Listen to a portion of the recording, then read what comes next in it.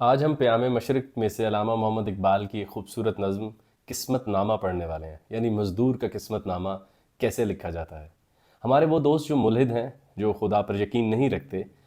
وہ عموماً یہ بات بھی کہتے ہیں کہ قسمت انسان خود لکھتا ہے۔ یہ ان کے لیے بڑی اہم نظم ہے کہ قسمت ہم خود نہیں لکھتے، مگر کوئی طاقتور لکھ رہا ہوتا ہے، سرمایہ دار لکھ رہا ہوتا ہے، کوئی امیر لکھ رہا ہوتا ہے، کوئی وہ لکھ رہا ہوتا ہے جو ہم پر حاکم ہوتا ہے، ہم پر مسلط ہوا ہوتا ہے۔ تو اگر یہ بات ملحدوں کی تھوڑی دیر کے لیے تسلیم کر بھی لی جائے کہ قسمت ہم خود لکھتے ہیں، تو بھائی ہمارے ہاتھ میں نہیں ہے، اور قسمت ہماری لکھی بھی سرمایہ دار کے قلم سے جاتی ہے، اور جب اس کا قلم کھاتے لکھ کر، سیل پرچیز کی رسیدیں لکھ لکھ کر تھک جاتا ہے، تو پھر جو تھوڑی سی سیاہی بچتی ہے اس سے مزدوروں کی قسمت وہ لکھ دیتا ہے۔ یعنی جب اپنا منافع کما لیتا ہے، اپنے حصے کی باتیں کر لیتا ہے، امیر ہو جاتا ہے، تو پھر جو تھوڑی سی سیاہی بچتی ہے اس سے وہ مزدوروں کی، غریبوں کی، مفلسوں کی قسمت لکھتا ہے۔ اور مجھے تو کبھی کبھی لگتا ہے کہ امیروں کی قسمت سیاہی سے لکھی جاتی ہے اور غریبوں کی وہ گریس سے لکھتا ہے جو وہ اپنی انڈسٹری کے دروازوں اور مشینوں کو دے رہا ہوتا ہے۔ کیونکہ یہ بات ہمیں مارکس نے بتائی تھی کہ ان مشینوں کی اہمیت زیادہ ہے اور انسان تو ساتھ بس ایک چین کی طرح لٹکا ہوا ہے، اور جدید ورک پلیس پر تو شاید اب اس کی بھی ضرورت نہیں ہے۔ چائنا کی ڈارک فیکٹریز میں مزدور پہلے وہاں پس رہا تھا، اب اس کی ضرورت ہی نہیں ہے۔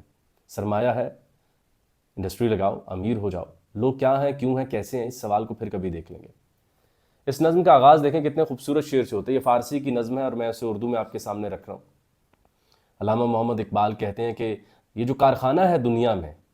یہ میں رکھ لیتا ہوں، سرمایہ دار کہہ رہے ہیں۔ یہ جو دنیا کا کارخانہ ہے اور اس کے اندر والا لوہا ہے اور اسے اٹھنے والی آوازیں، یہ میں رکھ لیتا ہوں، اور گرجا گھر کے جو باجے ہیں، یہ مزدوروں تم لوگ رکھ لو۔ یعنی جو انڈسٹری ہے، فیکٹری ہے، وہ میں رکھ لیتا ہوں۔ اور ہم جانتے ہیں کہ چرچ کے اندر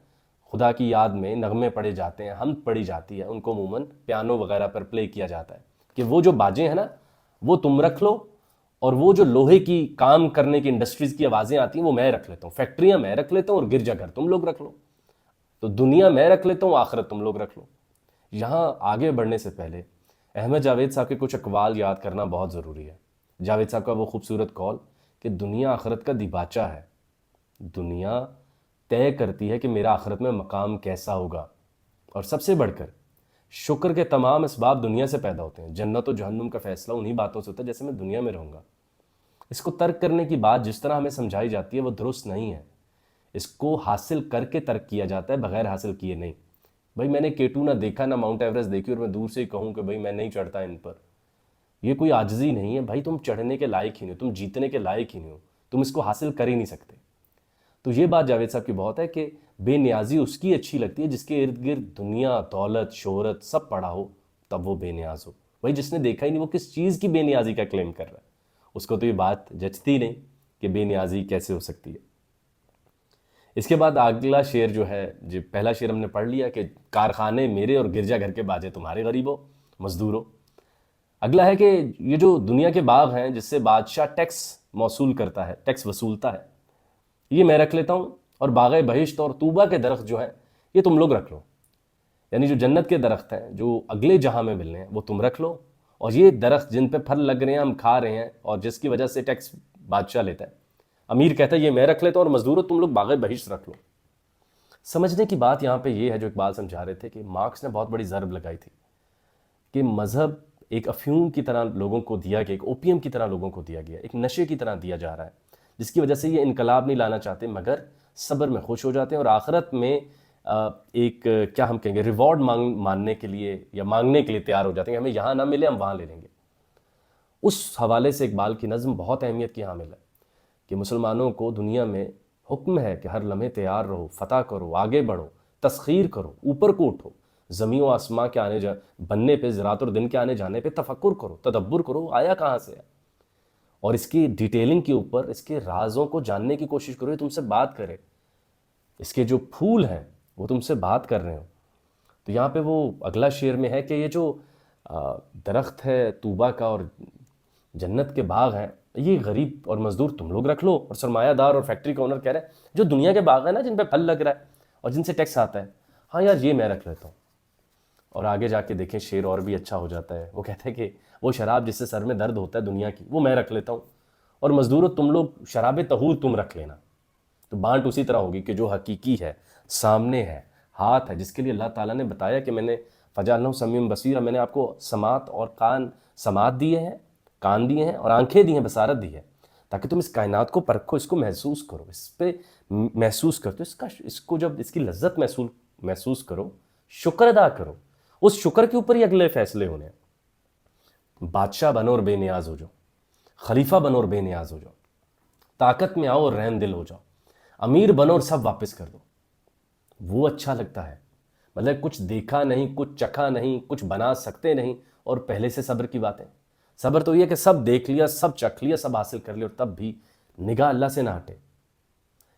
اللہ کو پالے تو سب کو پالے کی کیفیت میں ہو، گو کہ اربوں روپے، سونا، دولت، شہرت، گاڑیاں، پلاٹ سب پاس ہو، مگر دل اللہ کے پاس ہو، ایک رائی بھی دل کی اپنے پاس نہ ہو۔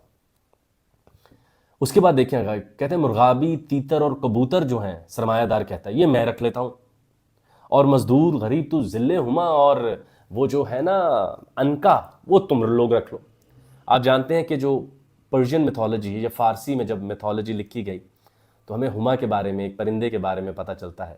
جو کبھی بھی زمین پر نہیں آتا اور تاحیات اڑتا ہی رہتا ہے، اور اس کے پروں کی جو چھاؤں ہے یا سایہ ہے وہ اگر کسی پر پڑ جائے تو وہ حاکم وقت یا بادشاہ بن جاتا ہے۔ تو یہ ایک افسانوی کردار ہے، اور افسانوی کردار زندگی میں بہت عام ہے، تاکہ ہم حقیقت میں قید نہ ہو جائیں، ہم چیزوں کو مانی دیتے رہیں اور ہماری زندگی میں ایک حیرت قائم رہے۔ مگر یہاں ان معنوں میں نہیں لکھا جا رہا۔ اقبال تنقید کرتے ہوئے کہہ رہے ہیں کہ جو مرغابی، تیتر اور کبوتر ہیں یہ سرمایہ دار اور امیر رکھ لیں گے، ہاں وہ جو افسانوی پرندے ہیں، ہما ہے، فینکس ہے، عنقا ہے، عنقا وہ جو ایشز سے، فینکس جو ہم کہتے ہیں جو دوبارہ مرنے کے بعد اپنی خاک سے دوبارہ ابھر پڑتا ہے اور اوپر آسمانوں کا سفر کرتا ہے، ہم بھائی یہ ہم مزدوروں کو دے دیتے ہیں کہ وہ خواب دیکھتے رہیں کہ انقلاب آئے گا اور ایک فلاں آدمی آئے گا وہ ہمیں بچا کے لے جائے گا۔ اس سے کتنا اچھا طریقہ کہ انقلاب تاخیر آ جائے گی انقلاب، اور یہی تو جو بھی آپ کو اپریس کر رہا ہوتا ہے، جو بھی قوت استحصال کر رہی ہوتی ہے، اس کا سب سے بڑا ڈر انقلاب سے ہوتا ہے، ریزسٹنس سے ہوتا ہے، پروٹیسٹ سے ہوتا ہے۔ تو یہ ساری باتیں جو ابھی تک ہم نے پڑھی ہیں وہ ساری باتیں وہ ہیں جو ریزسٹنس کو اور پروٹیسٹ کو، یعنی استحصال کے خلاف کھڑے ہونے کی قوت کو واپس لیتے کہ بھئی آگے پھل لے لینا، آگے جا کے انصاف لے لینا، یہ جو تمہارے اوپر ظلم کرے اس کے خلاف بد دعا کر لو اور سائیڈ سے بچ کے نکل جاؤ۔ تو یہ ان باتوں کی طرف اقبال نشاندہی کر رہے ہیں۔ آخری مصرے میں اقبال اتنی خوبصورت بات شعر میں اقبال فرماتے ہیں کہ آخر کا سرمایہ دار کہتا ہے یار میں کیا تمہیں سمجھا رہا ہوں کہ جو فیکٹری ہے وہ میری ہے اور گرجا گھر کے باجے تمہارے ہیں، یہ جو دنیا کے باغ ہیں میرے ہیں، یہ جو طوبہ کا درخت ہے وہ تمہارا ہے، یہ جو دنیا کی شراب ہے وہ میری ہے اور شراب طہور تمہاری ہے، عنقا اور ہما وہ افسانوی پرندے تم رکھ لو، تیتر وغیرہ میں کھاتا رہوں گا۔ اور آخر میں جا کے وہ کہتا ہے کہ جو جو زمین پہ ہے بھائی میرا ہے،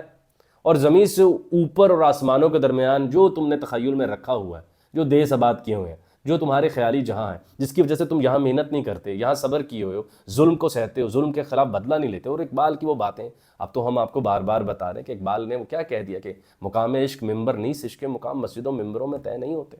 یہ تم باہر طے ہوتے ہیں۔ اور تم مزدور ہو، غریب ہو، بالکل کوئی مسئلہ نہیں، امیری غریبی ہوتی رہتی ہے، مگر تم بزدل بھی ہو، تم انقلاب بھی نہیں لاتے، تم غلط کو دیکھنے کے بعد آنکھیں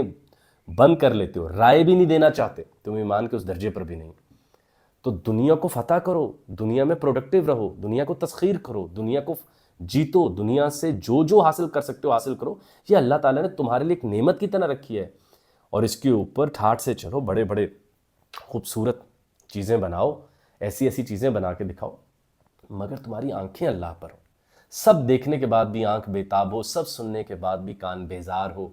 اور وہ سننا اللہ کی آواز چاہتے ہوں، دیکھنا اللہ کے عرش کو چاہتے ہوں، اور یہاں فتح یاب ہوں۔ تو وہ آدمی کتنا عزیز ہوتا ہے جس کے ہاتھوں نے ساری دنیا کو فتح کر لیا ہو اور پھر بھی وہ دعا کے لیے اٹھ رہے ہیں، وہ ہاتھ کتنے عزیز ہوں گے۔ وہ ہاتھ صحیح ہوں گے جب اللہ تعالیٰ کہتے ہیں میں اس کی ہاتھ بن گیا، میں اس کا کان بن گیا۔ تو جو ہاتھ کے اوپر اللہ تعالیٰ ایسی گواہی دے دیں، وہ ہاتھ مانگنے والا ہوگا یا بنانے والا ہوگا یا انقلاب والا ہوگا؟ یہ ایک بہت بڑا سوال ہے جو اقبال نے اس نظم میں اٹھایا ہے۔ قسمت نامہ، یہ قسمت نامہ جو ہے اب بدلنا پڑے گا، اور اب ہمیں قلم بھی اپنے ہاتھ لگانا پڑے گا، اور سیاہی کی جگہ ہم ان مزدوروں کا خون بھر لیں، لیکن اگلی نسلوں کا قسمت نامہ ضرور رکھ لیں کہ دنیا بھی اب ہماری، عام آدمی کی، کیونکہ آدمی جب ہنستا ہے